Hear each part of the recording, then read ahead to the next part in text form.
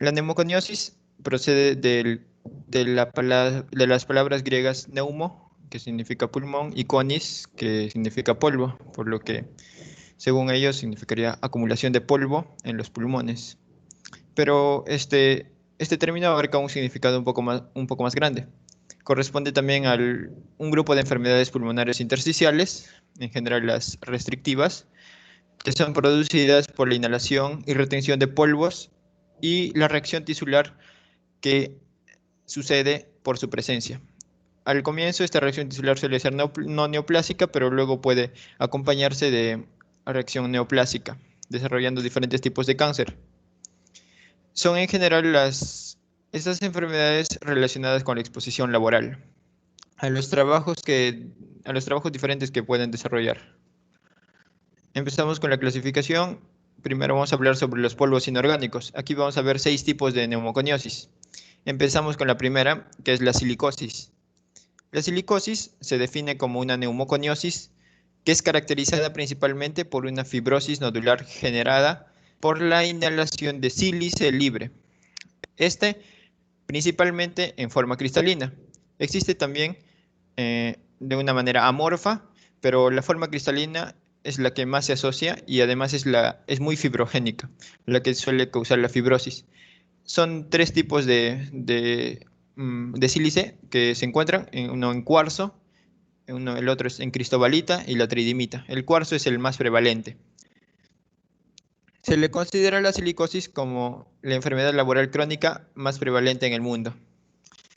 Sobre la etiología.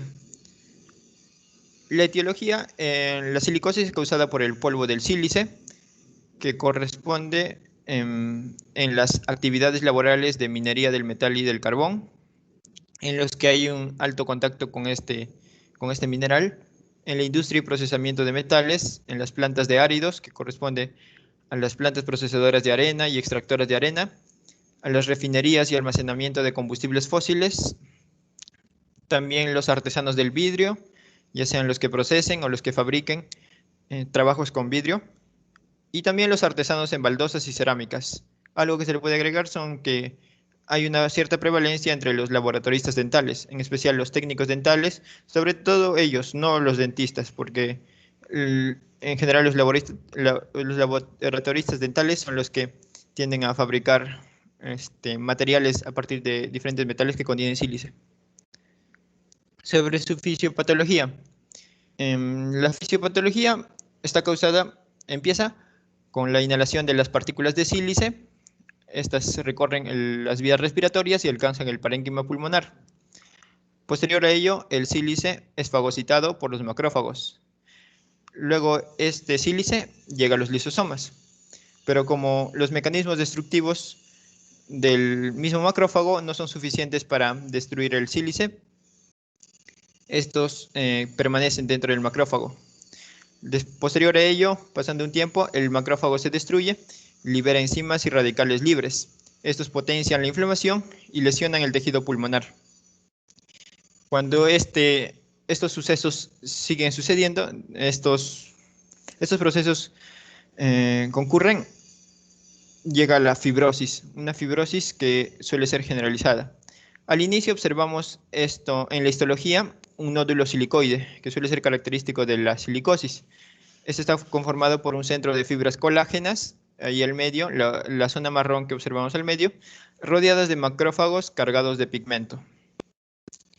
Como observamos acá, ya lo que le estaba diciendo, el sílice entra en contacto con el macrófago, posterior a ello es fagocitado en el fagosoma, el lisosoma se le une, libera las enzimas lisosomales, no es posible destruir al sílice, y luego este sílice provoca una reacción inflamatoria a través de la activación de la procaspasa 1 y la liberación posterior de interleucina 1 e interleucina 8, que son,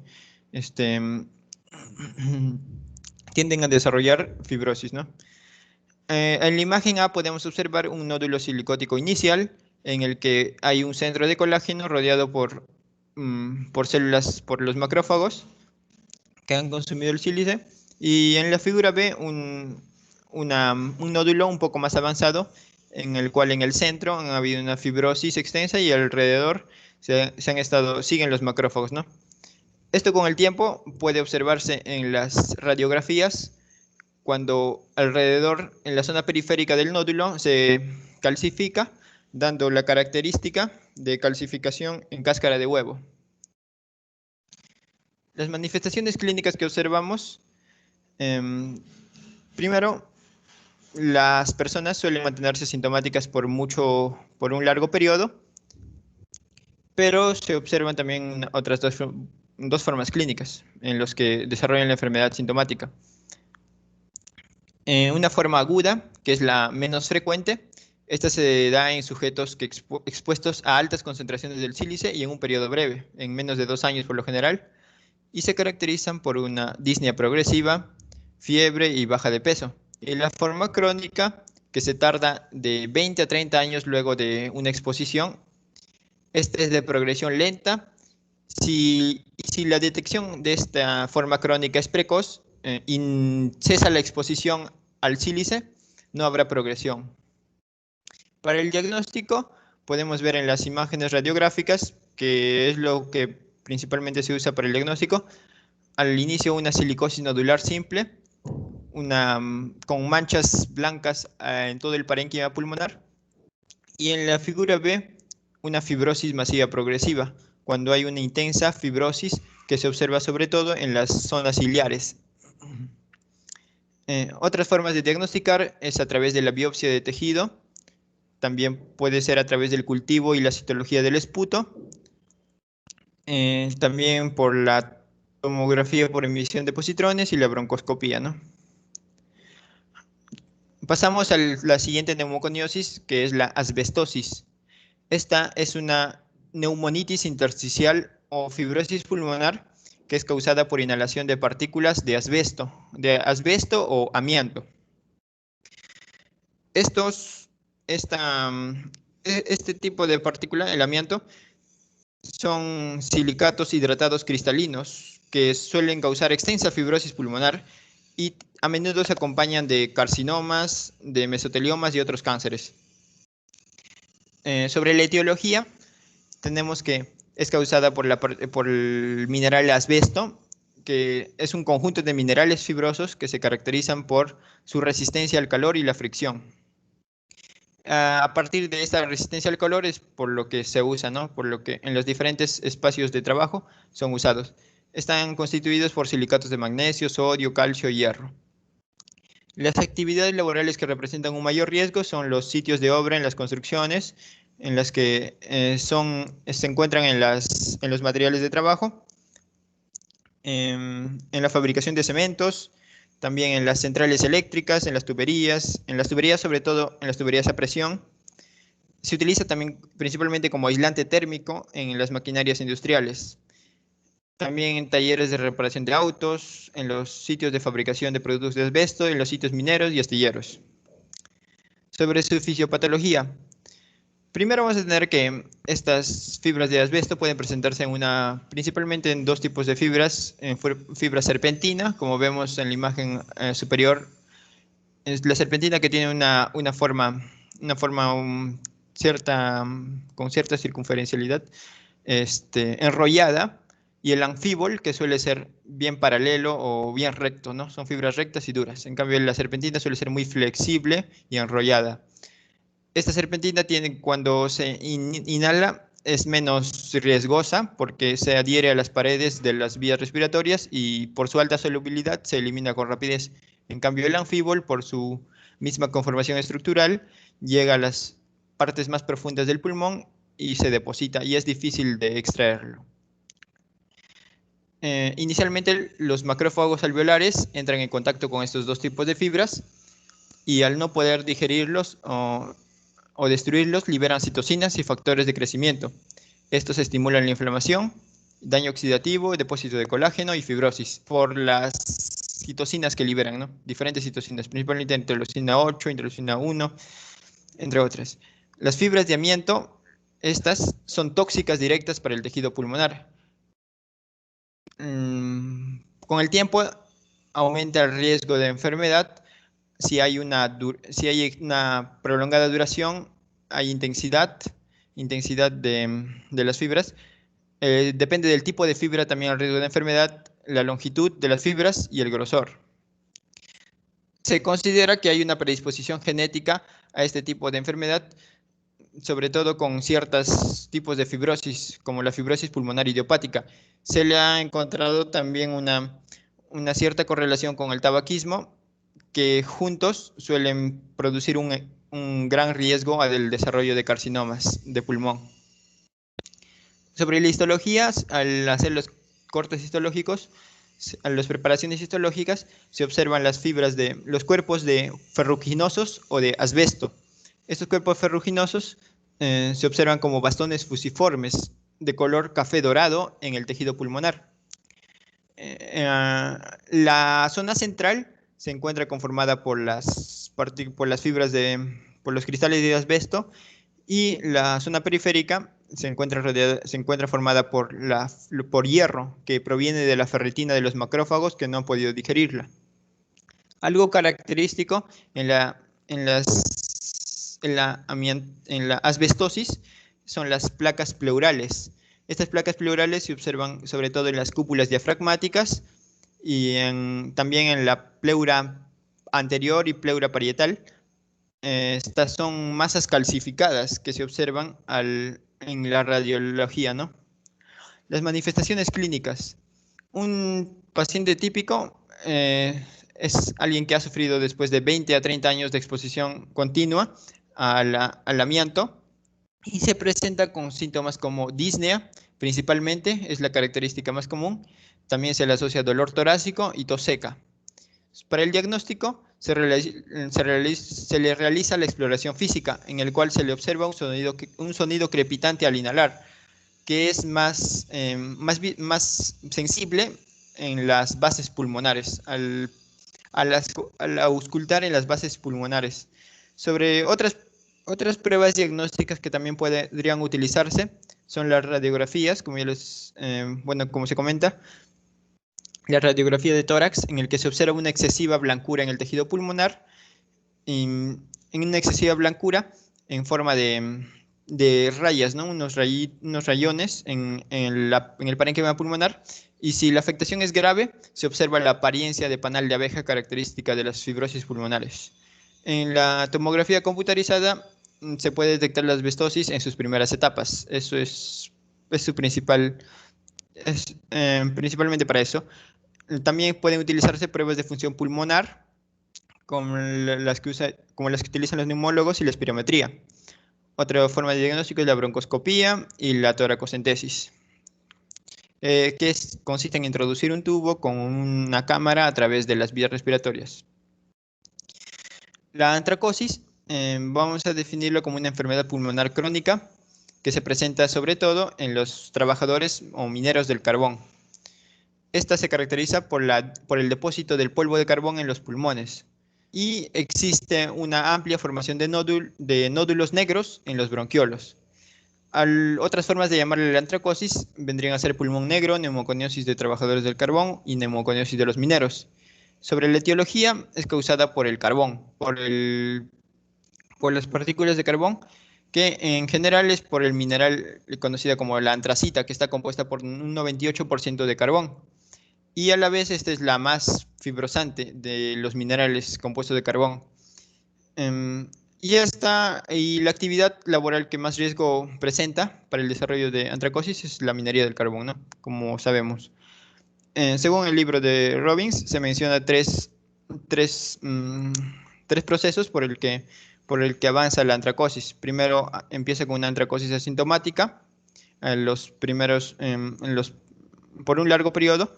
Luego progresa a una neumoconiosis simple y termina en una neumoconiosis complicada o fibrosis masiva progresiva del pulmón. Sobre la fisiopatología, los macrófagos alveolares, gracias. Los macrófagos alveolares fagocitan el polvo de carbón, y liberan citocinas. Y lo acumulan en el intersticio pulmonar alrededor de bronquiolos, y se observan las características máculas de carbón, como se observa en la imagen del medio, en la pequeña imagen, pequeñas máculas de carbón en los cortes entre los alvéolos.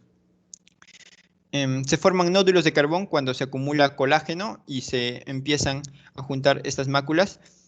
Posterior a ello aparece enfisema focal. Este enfisema suele ser el enfisema centrolobular, sobre todo cuando las paredes del bronquiolo se debilitan y se dilatan.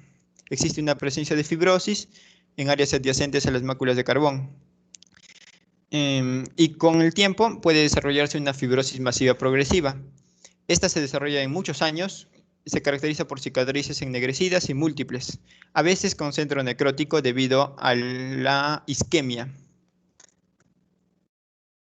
Sobre las manifestaciones clínicas, los individuos suelen ser asintomáticos por un largo periodo y los pacientes que presentan fibrosis mayor a 2 centímetros con desestructuración parenquimatosa y enfisema suelen presentar disnea de esfuerzo, que esta es una dificultad para respirar cuando se realiza esfuerzo físico y cesa al entrar en reposo. El diagnóstico, vamos a utilizar la radiografía de tórax y tomografía computarizada en el que se observan opacidades o nódulos difusos, pequeños y redondeados, en general 10 milímetros, que sugieren fibrosis. Las pruebas de la función pulmonar aquí no suelen ser diagnósticas, pero sí revelan la capacidad funcional del pulmón. Sobre polvos inorgánicos tenemos 3. Si seguimos en polvos inorgánicos, empezamos con la beriliosis. Es una inflamación pulmonar causada por inhalación de polvo o vapores que contienen berilio. Sobre la etiología, el agente causante es el berilio, que se extrae del silicato de aluminio. Esto es sobre todo utilizado en la industria aeroespacial y electrónica. Se utiliza también en cerámicas, en prótesis dentales y entre otros. La fisiopatología. El berilio se presenta a las células presentadoras de antígeno. Es captado por las células presentadoras de antígeno. Estas la presentan a los linfocitos TCD4. Estos reconocen al berilio, proliferan, forman clones de célula y a la vez estos clones de célula liberan citocinas proinflamatorias como el factor de necrosis tumoral alfa, interleucina 2 e interferón gamma. Estas citocinas amplifican la respuesta inmunitaria y provocan una formación de infiltrados de células mononucleares y granulomas que son no gaseosos en los órganos donde se deposita el berilio, principalmente el pulmón y la sangre. Presentación clínica. Tiene 2 formas en las que presenta, una forma aguda y crónica. La forma aguda es fulminante y es repentina. Se da en forma de edema del pulmón agudo y causa disfunción y rigidez pulmonar. La forma crónica es la más frecuente y se comporta como una enfermedad granulomatosa sistémica. Eso es lo importante, que suele formar granulomas, sobre todo en el pulmón. En la histopatología se observa neumonitis intersticial como otras enfermedades. Se observan también células mononucleares, multinucleadas y los cuerpos de Schaumann. Estos cuerpos de Schaumann son inclusiones de calcio y proteínas dentro de las células gigantes de Langerhans. El diagnóstico para el diagnóstico se utiliza la prueba de proliferación de linfocitos con berilio. Es una prueba que se realiza los neumólogos. También se podría utilizar la radiografía de tórax o la TC. La siderosis es una patología benigna causada por la inhalación de vapores o polvos con hierro y no se relaciona con fibrosis ni con deterioro funcional del pulmón. La etiología, el agente causante es el hierro en forma de polvo o humo inhalados. Las actividades que representan riesgo son la molienda de acero y hierro, la soldadura con arco eléctrico, la limpieza y fundición y preparación de hierro y la minería de hierro, ¿no? La presentación clínica, algunos casos son asintomáticos, otros se presentan con disnea de esfuerzo y en ellos suele haber fibrosis intersticial y alteración funcional respiratoria. Sobre la fisiopatología, las partículas de polvo de hierro penetran en el organismo por las vías y estas ocasionan una sintomatología obstructiva, provocando tos, expectoración y disnea. Esta evoluciona en casos intensos a fibrosis pulmonar.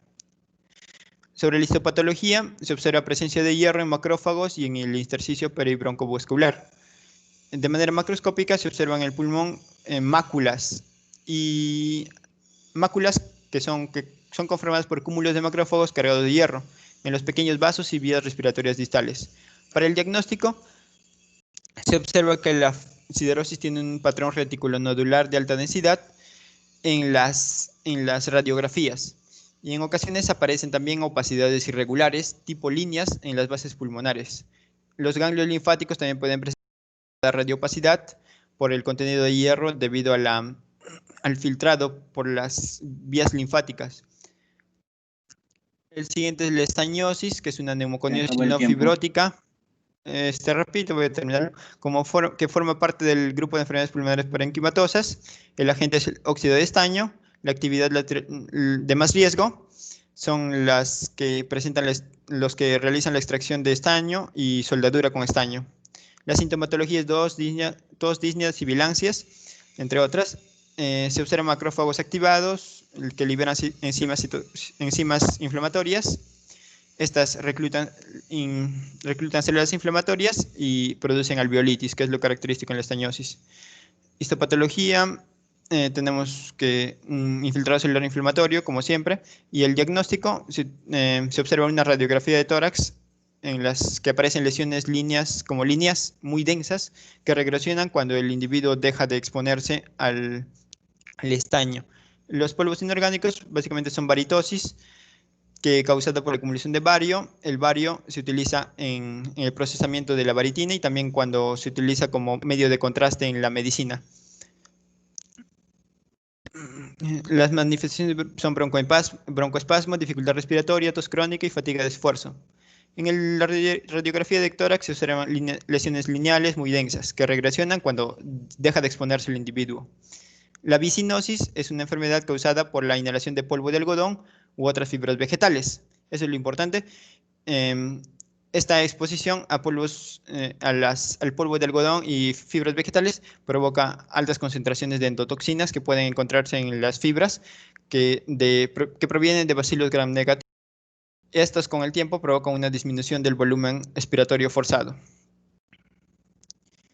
Las manifestaciones son broncoconstricción, bronquitis crónica, disminución gradual en la función pulmonar. Y el diagnóstico se utiliza a través de pruebas de función pulmonar en el que se observa obstrucción de flujo de aire y reducción de la capacidad respiratoria. Se le observa también una respuesta excesiva a la metacolina.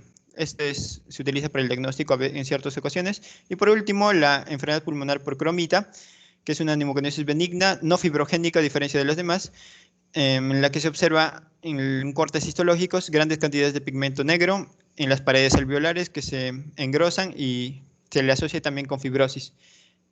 El agente causante, como sabemos, es la cromita. Es un mineral que deriva del cromo y se encuentra en los minerales que se conocen como el cuarzo. El diagnóstico se le observa una elevada opacidad en las radiografías, pero no hay aumento de las sombras ciliares. Eso sería todo del tema de neumoconiosis. Muchas gracias. Aquí se encuentra la bibliografía que hemos utilizado.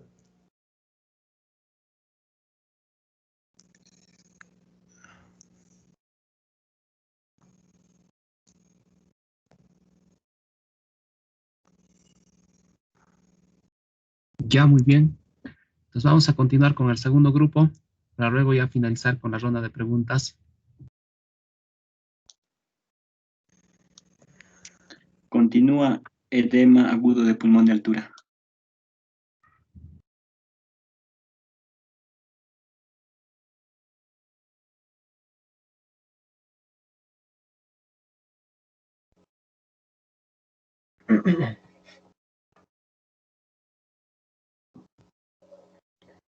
Buenas tardes, doctor. Buenas tardes, compañeros. Bueno, el día de hoy vamos a hablar acerca del edema agudo de pulmón de altura y para eso vamos a empezar con la definición. El edema agudo de pulmón de altura es parte del grupo de las enfermedades de las alturas que van a incluir al mal de agudo de montaña, al edema cerebral de las alturas. Y dentro de estas enfermedades está el edema agudo de pulmón de altura, que se va a caracterizar por una acumulación anormal y rápida de líquido, tanto en el intersticio como en el espacio alveolar.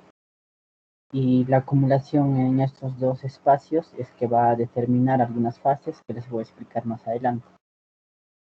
Asimismo, este edema es un tipo de edema pulmonar de origen no cardiogénico y que va a ocurrir por lo general de 2 a 4 días después del ascenso. Y este ascenso por lo general es por encima de los 2.500 metros sobre el nivel del mar. Asimismo, se va a presentar en dos formas: en habitantes no aclimatados previamente y que van a ir a un lugar de mayor altura, de mayor altitud, y también en residentes de la altura, pero que retornan de un nivel más bajo de altura. Y a este también se le conoce como un edema agudo de pulmón de altura de reentrada.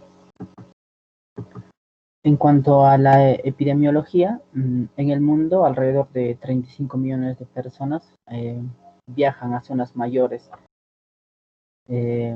a 2.500 metros sobre el nivel del mar, y asimismo alrededor de 140 millones de personas viven a más de 2.500 metros sobre el nivel del mar. En este punto es importante resaltar la presión parcial de oxígeno, ya que a cuanto más altitud se encuentra una persona, la presión parcial de oxígeno es menor. Y aquí nosotros podemos ver un ejemplo de la presión parcial de oxígeno, tanto a nivel del mar como en la cima del Monte Everest. Entonces, ¿en quiénes se va a presentar esta patología? Pues se va a presentar principalmente en turistas que van a llegar a una altitud mayor a 2.500 metros, por lo general.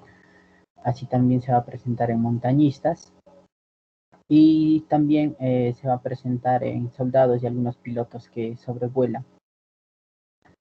Asimismo, hay una categorización de la altitud, y en base a esto es que se va a definir tal vez los efectos que se va a generar en el organismo. Es así que van a haber 4 categorías del 1 al 4, desde una altitud moderada hasta una altitud extremadamente alta. Si nosotros pusiéramos o quisiéramos enfatizar las regiones en donde se puede dar esta patología, pues tendríamos en primer lugar las poblaciones que se encuentran en el altiplano andino, que por lo general están a una altitud de 3.800 metros sobre el nivel del mar. Y como ejemplo podríamos citar a La Paz, Bolivia, y a Cerro de Pasco aquí en Perú. Asimismo en la meseta etíope, en la meseta tibetana y en las montañas blancas de California en los Estados Unidos. En cuanto a la patogenia, tenemos que recordar un término, el cual es la aclimatación, pues este es un proceso fisiológico que al cual nuestro organismo va a recurrir en procesos de hipoxia en grandes altitudes. ¿Y cómo es que nuestro cuerpo se aclimata cuando estamos en condiciones de hipoxia? Pues hiperventilando. Entonces a partir de esto es que vamos a partir. Pues lo que sucede es que en principio va a haber una mala aclimatación. Esto se va a deber en algunas ocasiones por factores genéticos, que luego voy a explicar más adelante. Y al haber una mala aclimatación, lo que va a pasar es que no va a haber una compensación entre la hipoxia y la hiperventilación, lo cual va a generar una hipoxia hipobaríca y que va a desencadenar una vasoconstricción de los capilares pulmonares. Y al haber una vasoconstricción, la presión pulmonar va a tender a aumentar. Y cuando esta presión se incrementa, pues va a haber un aumento de la permeabilidad de los capilares pulmonares, y por ende cuando hay un aumento de la permeabilidad va a tender a salir el fluido. Y ahí es donde se va a desencadenar el edema pulmonar. Cabe resaltar que en este tipo de edema no se va a presentar la inflamación. Y además se va a dar en 2 fases, como les había mencionado anteriormente. Primero al nivel del espacio intersticial y después al nivel de espacio alveolar. Asimismo, el aumento de la presión capilar pulmonar y de la presión pulmonar en general va a estar dado por un aumento excesivo de endotelina y por la disminución de óxido nítrico. Y nuestro organismo va a tener respuestas, y estas respuestas van a ser de 2 tipos, como una respuesta rápida y una respuesta lenta. En la respuesta rápida vamos a presentar un aumento de la frecuencia respiratoria, una hiperventilación, pero esta va a ser insuficiente, y también la disminución del volumen corriente y la disminución de la ventilación pulmonar, lo que va a desencadenar algunos cuadros en el organismo, como puede ser la hipoxemia, la hipocapnia alcalosis respiratoria, va a haber una disminución de la saturación de oxígeno y también un aumento del consumo de oxígeno por activación del sistema simpático. En cuanto a la respuesta lenta, esta va a estar mediada genéticamente, en la cual nuestro organismo va a tender a producir sustancias vasoactivas como la endotelina y la angiotensina. Ahora, ¿qué factores genéticos están relacionados con el edema pulmonar de altura? Pues algunos estudios han mencionado que los alelos AHLA están muy ligados a esta patología. Asimismo, algunos polimorfismos en los genes que van a codificar los receptores de angiotensina y óxido nítrico endotelial. Por otro lado, también algunos estudios mencionan que también hay polimorfismos en la HIF prohidroxilasa 2, que no es más que el factor 1 de factor inducible de hipoxia, ¿no? Y lo que va a hacer esto en condiciones normales es que va a generar angiogénesis, eritropoiesis, disponibilidad del óxido nítrico y por ende vasodilatación y el metabolismo anaerobio. Y al haber un polimorfismo en la enzima que hidroxila este factor, pues se va a desencadenar también el edema pulmonar de altura. En cuanto a los factores de riesgo, vamos a tener antecedentes del paciente que haya tenido edema pulmonar, también la falta de aclimatación, tal vez una infección respiratoria aguda, asimismo también la velocidad de ascenso, la deshidratación y también se dice que los hombres están más predispuestos a este tipo de patología y el consumo de alcohol. Y por otro lado, también se menciona que la práctica de deportes no es un factor protector, ya que como habrán visto depende más que nada de lo genético. Y asimismo, pacientes que puedan tener hipertensión arterial sistémica o enfermedad coronaria o enfermedad pulmonar obstructiva o incluso diabetes y embarazo, no van a condicionar a que el paciente pueda padecer esta patología. En cuanto a la morfología, aquí en las imágenes podemos ver una imagen histológica de un pulmón normal y en la parte central un pulmón edematoso. Esta se puede ver más que nada por la delimitación que van a tener los espacios alveolares. Y en estas dos imágenes podemos ver la acumulación de líquido en la zona alveolar. Y en una radiografía de tórax también podríamos ver algunos infiltrados pulmonares. En cuanto a las manifestaciones clínicas, el principal síntoma de esta patología va a ser la disnea, ya que el paciente va a mencionar que va a tener un esfuerzo para poder respirar y que va a tener la necesidad de respirar con mayor frecuencia. Asimismo, va a tener una sensación de falta de aire, lo cual va a ocasionar cierto disconfort, cierta ansiedad y va a disminuir la calidad de vida del paciente.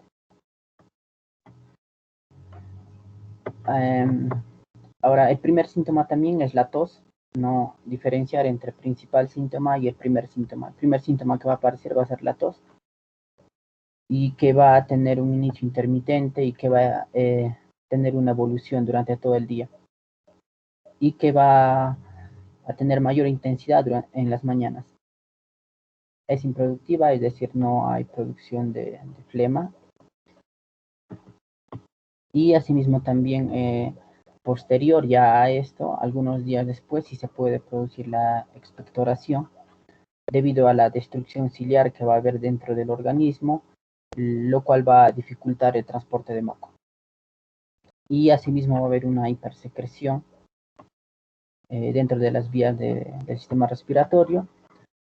Asimismo, las glándulas caliciformes y las mucosas van a tender a aumentar su actividad y es por eso que se va incluso a producir esputos en espuma o incluso con rastros de sangre. Otros signos y otros síntomas que puede presentar esta patología son el dolor de cabeza, la opresión torácica y también la fatiga. Y eso sería todo. Gracias. Ya, muy bien. A ver, el último grupo. Continúa infección por COVID-19.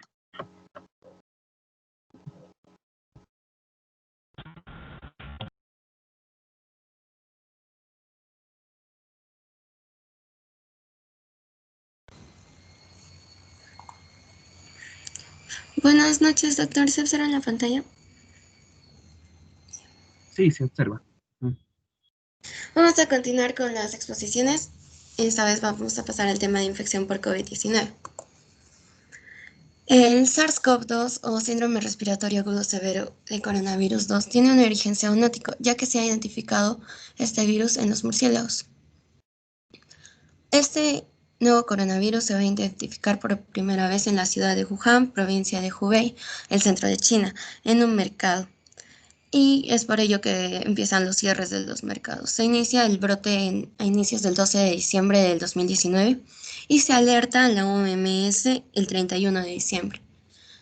Esta misma organización va a hacer que posteriormente, al 11 de marzo, se considere como una pandemia. Es una enfermedad transversal, es decir, afecta a todas las edades y no es estacional, afecta en todo momento. En todos los países se ha registrado un total de 54.967.255 casos y se han registrado muertes, una cantidad de muertes desde 1.325.752, siendo algunos países los que registran la mayor cantidad de muertos. Tenemos Estados Unidos, India, Brasil, entre otros.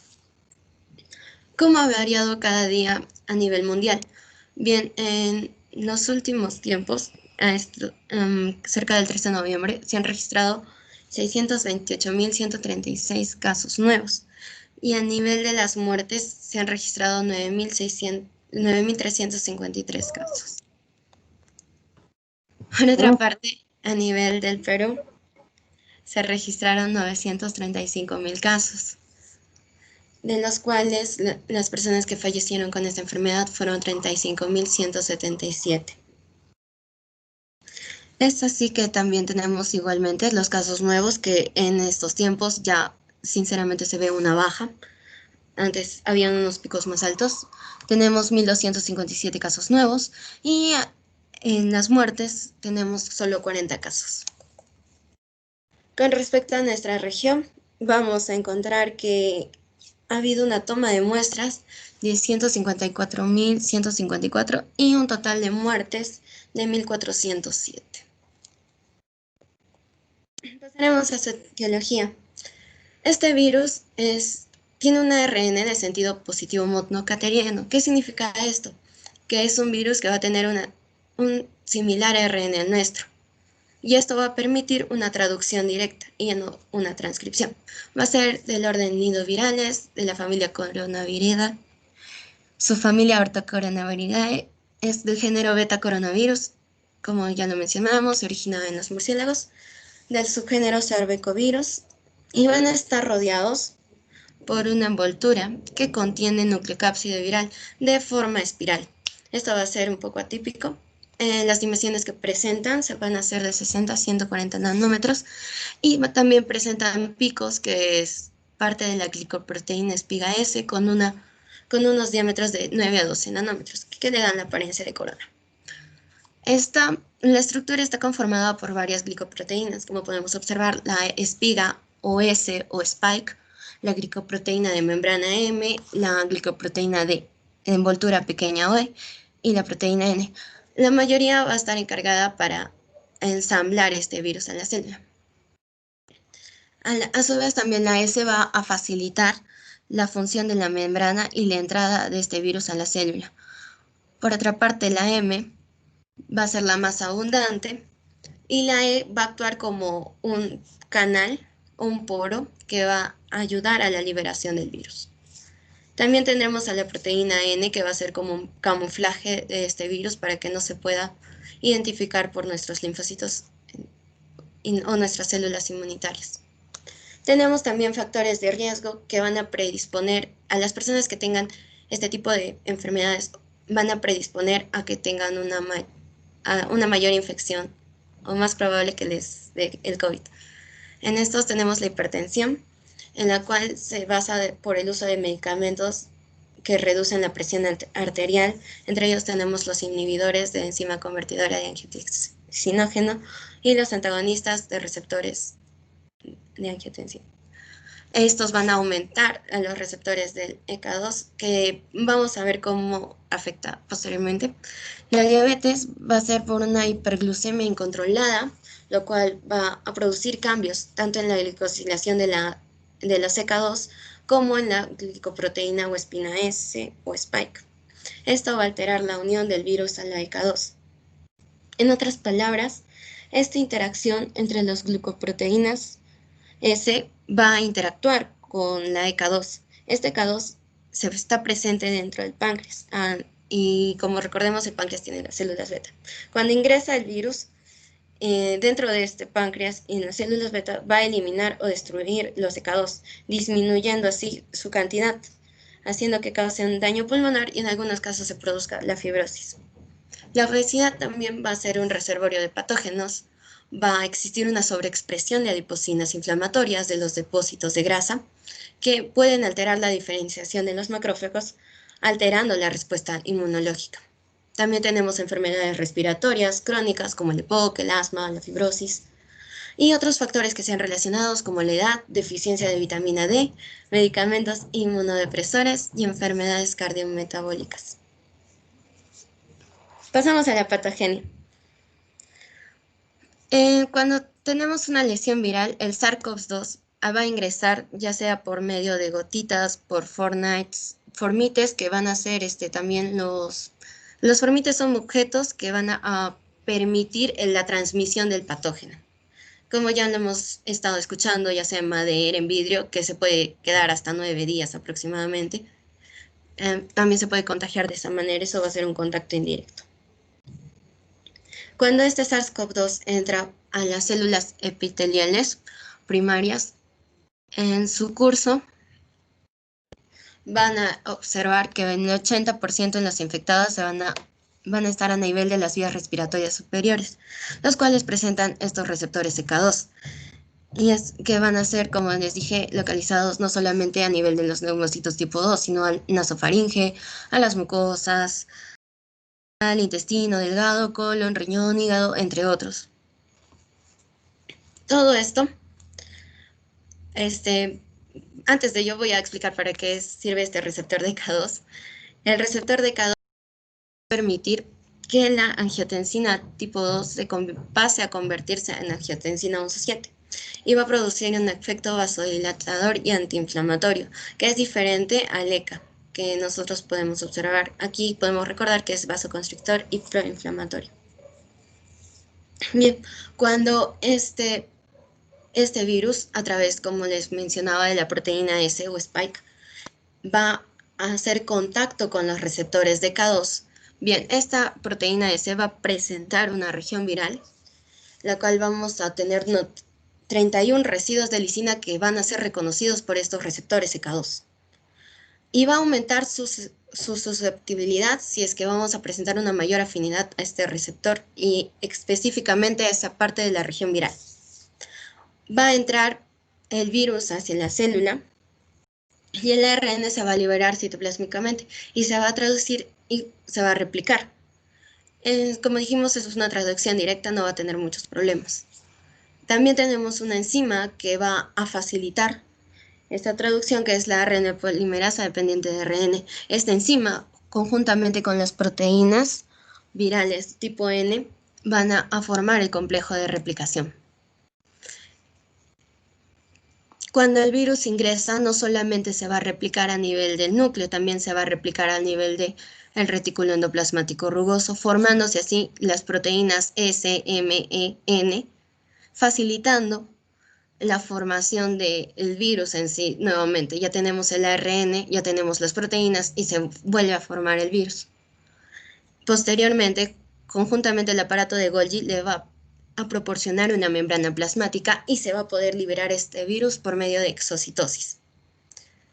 Ahora, hasta ahí vemos la infección del virus hacia la célula. Ahora, ¿cómo nosotros respondemos a esto? Vamos a tener dos partes, la respuesta inmune innata como la adaptativa, en la cual, cuando ingresa a la célula huésped, va a ser reconocida por los receptores TOL, que van a ser inespecíficos, se van a presentar en diferentes membranas celulares, las cuales van a ser tanto de 7 y 8, que son específicamente para este virus de ARN monocoteriano. Los TLR van a producir los interferones antivirales, tanto del tipo 1 y tipo 3. Estos son muy importantes ya que en condiciones normales, o sea, si estamos sanos, van a inhibir la replicación viral y van a hacer un efecto protector. Igualmente van a atraer a complejos de histocompatibilidad, tanto 1 y 2, que van a facilitar el reconocimiento, además de la atracción de los linfocitos, tanto CD4 como CD8, y nos van a ayudar a protegernos de este virus. Sin embargo, en el COVID-19 se ha registrado una cantidad disminuida de estos interferones. Igualmente se producen las quimiosinas, que van a atraer. Las quimiosinas se encuentran exacerbadas, están aumentadas. Tenemos diferentes como las interleucinas 6, la 1B, la 1 real, el TNF, el factor de necrosis tumoral, entre otros. En el COVID estas interleucinas van a estar exacerbadas y van a atraer a células presentadoras de antígenos, como son las células dendríticas, los macrófagos, las células natural killers y, como decíamos posteriormente, a los neutrófilos también. Ahora vamos a ver la respuesta inmune adaptativa. Como mencionábamos, se van a liberar complejos de monohistocompatibilidad, los cuales van a atraer a los linfocitos CD4 y a los CD8, que estos CD8 van a ser importantes para inhibir y eliminar. Sin embargo, al ver una respuesta exacerbada, no solamente nos van a eliminar las células infectadas, también las buenas, por así decirlo. Se van a producir apoptosis, pérdida de surfactante, que va a permitir el colapso alveolar, se va a producir un edema alveolar, se van a formar las membranas hialinas, y esto debido a la destrucción del epitelio, y conjuntamente todo esto nos desencadena en una dificultad respiratoria. También se han presentado casos de coagulación, en los cuales se postula que las citocinas, segregadas por un factor tisular en monocitos y macrófagos y células endoteliales, van a predisponerse a las cascadas de coagulación. Se van a formar trombos microvasculares, y esto posteriormente podrían producir una isquemia o alguna disfunción orgánica. Va a haber dos fases, va a haber una fase también, aparte, una fase temprana dependiente del virus, y esto se refiere a que la replicación más o menos se va a dar hasta el día 10. Es en este caso donde vemos la mayor cantidad de pacientes asintomáticos y van a presentar una inflamación leve. En una fase posterior, cuando el daño celular ya es producido por la inhibición del ECA, se va a producir una inflamación, una viremia, y van a tratar de, hay un tiempo en que se trata de eliminar, ¿no? Que es el día 10, el día 14. Si no pasa esto, pasamos a la fase posterior, ¿no? Que es a partir del día 14. Con respecto a la morfología, todos los estudios que se han realizado post-mortem. Se han hecho biopsias, lobectomías a nivel del pulmón en pacientes con cáncer de pulmón que después se han infectado con este COVID-19. Lo que se encuentra, el hallazgo más común es el daño alveolar difuso.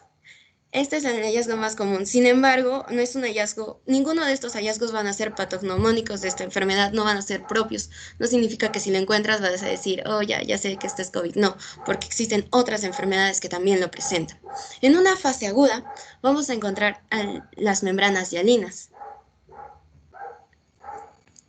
Posteriormente se va a presentar un edema intersticial y proliferación de fibroblastos. Otros hallazgos comunes que han sido encontrados van a ser los neumocitos tipo 2, aumentados de tamaño, hiperplásicos, la metaplasia escamosa y trombos ocasionalmente debido a las coagulopatías. En esta imagen se puede presenciar las membranas hialinas que han sido dañadas, y esto es parte del daño alveolar difuso. Y por este lado también encontramos un infiltrado de linfocitos a nivel intersticial. A nivel de radiografías también podemos observar que los hallazgos más comunes van a ser las opacidades en vidrio de sustrados y la consolidación pulmonar. Más adelante les voy a un poquito ampliar esto. Con respecto a los síntomas clínicos. Con respecto a los síntomas clínicos, más frecuentemente se va a ver a 4 o 5 días después de esta exposición. Con respecto a este estudio, que se ha realizado en 1099 pacientes, se menciona que el primer síntoma se va a hacer la fiebre, pero este va a ser presentado a nivel hospitalario, es decir, cuando ya entran a UCI. Igualmente, el segundo síntoma es la tos. Hay otros estudios que también dicen que antes del ingreso al hospital también se va a hacer el primer síntoma, la fiebre. Con respecto al diagnóstico, el diagnóstico va a ser por la reacción en cadena polimerasa con transcripción inversa.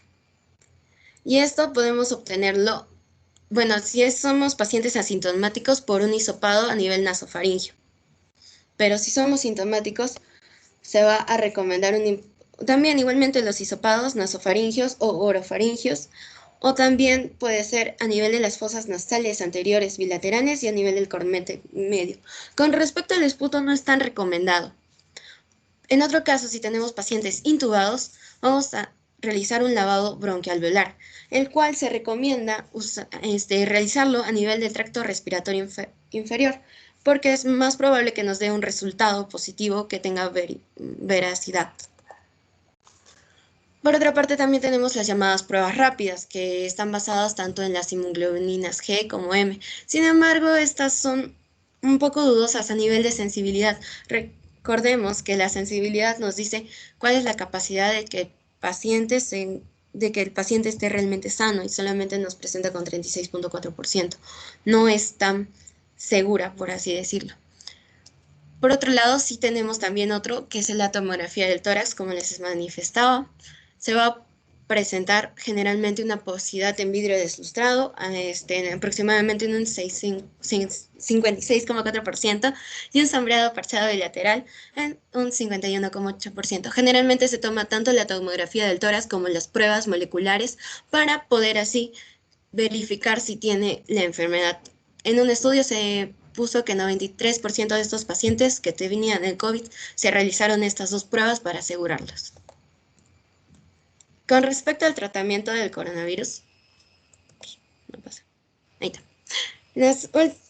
primeramente se habían manifestado para usar hidroxicloroquina, acitromicina, liponavir, ritonavir. Sin embargo, estos han presentado reacciones adversas y en varios estudios demuestran que realmente no tienen efectos beneficiosos. Por tanto, no se van a utilizar en pacientes a nivel en que están hospitalizados. Por otro lado, también tenemos a la dexametasona como un corticoide con efectos antiinflamatorios. Este es recomendado por la OMS y por los Institutos Nacionales de Salud de Estados Unidos. Este sí tiene resultados positivos. También vamos a tener al Remdesivir. Si bien en Estados Unidos ha tenido efectos positivos, realmente a nivel mundial no existe un consenso o algo que verifique que realmente es eficaz. Así es que todavía está en dudas. Por otra parte, también se ha asociado o se le ha aumentado para que este Remdesivir se trate también con el tratamiento hospitalario con inmunoglobulina anticoronavirus. para que sea más eficiente. Sin embargo, aún siguen en estudios.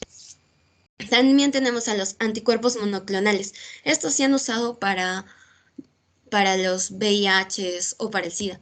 E igualmente se pretende usar en este coronavirus. La dexametasona, como mencionaba, igualmente que la hidrocortisona y la metilprednisolona, es similar también el efecto, los resultados que son positivos. Y en los últimos tiempos se ha hablado de la nitazoxanida. Este es algo muy revolutivo, ya que es un fármaco que nos compromete el 95% de efectividad.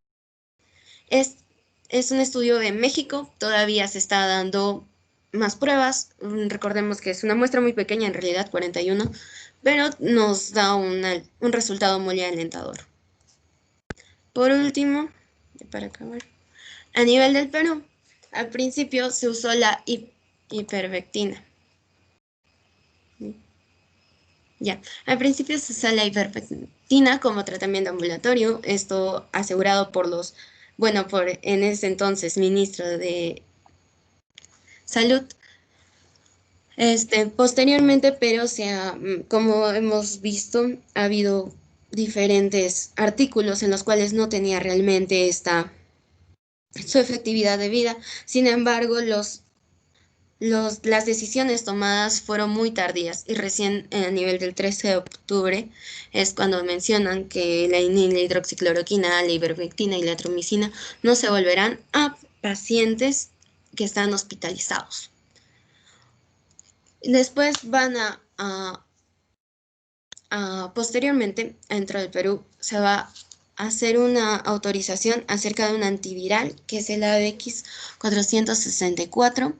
Esto como también se ha inhibido en casos de VIH, probado con resultados también alentadores, muy favorables a nivel preclínico. Igualmente se trata de usarlo. Finalmente se dio en la concesión de que el tratamiento de casos hospitalarios va a depender del paciente. Si el paciente, por ejemplo, presenta algún o necesita algún coagulante, se le va a dar.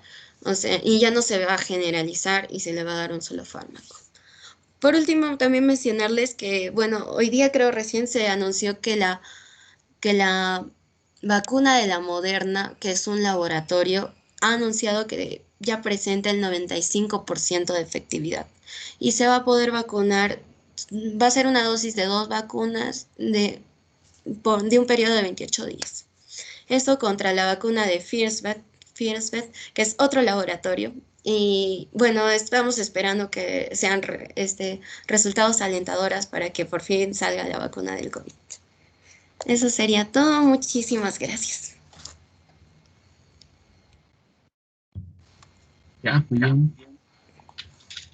Entonces vamos a preguntar a los integrantes del primer grupo, pero menos al expositor. Entonces cualquiera puede responder, menos el expositor.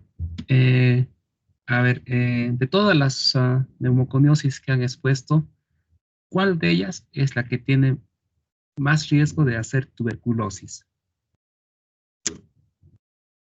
Doctor, la silicosis, doctor.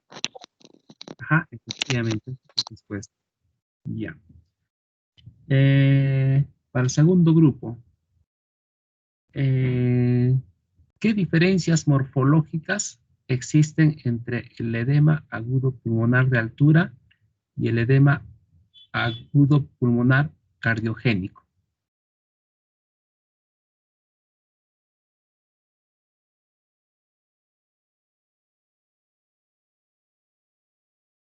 Y ya. Bueno, no hay ninguna diferencia morfológica. Ambas se parecen en sí, ¿no? En ambas en sí van a haber eritrocitos, ¿no? Solamente hay un estudio que se hizo en la cual se puede encontrar una ligera, el incremento en sí de la muscular, ¿no? En las arterias de los pacientes de altura, ¿no? Pero todavía de todas maneras hay una cierta discusión al respecto, ¿no? Porque el estudio en sí ha sido hecho en unas pocas muestras, pero es el único en sí, ¿no? Pero por lo general todo es igual en sí. Ya, para el tercer grupo, a ver.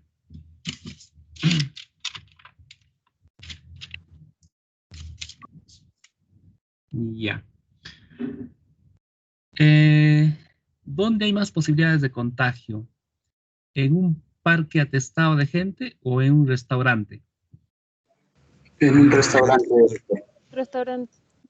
Ajá, exacto, sí, ¿no? Eso se ha demostrado en sí, puesto que si es que se mantiene la distancia razonable, ¿no? Y todos están con mascarillas, entonces las posibilidades de infectarse es mínimas. En un restaurante no, están ahí circulando el virus.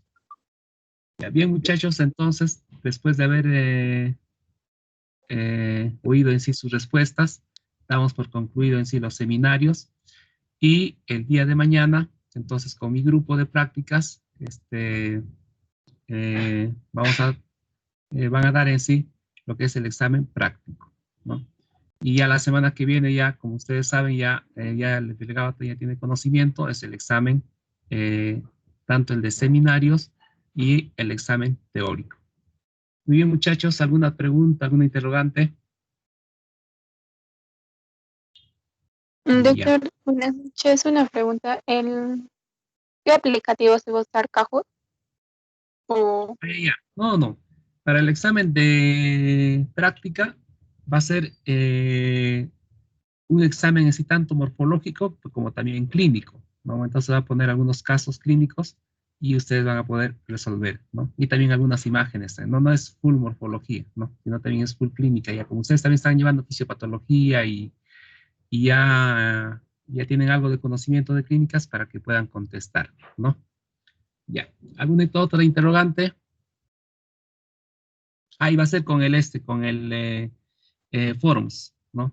Y van a tener que dar en el mismo Teams, no se les va a enviar el link a sus celulares,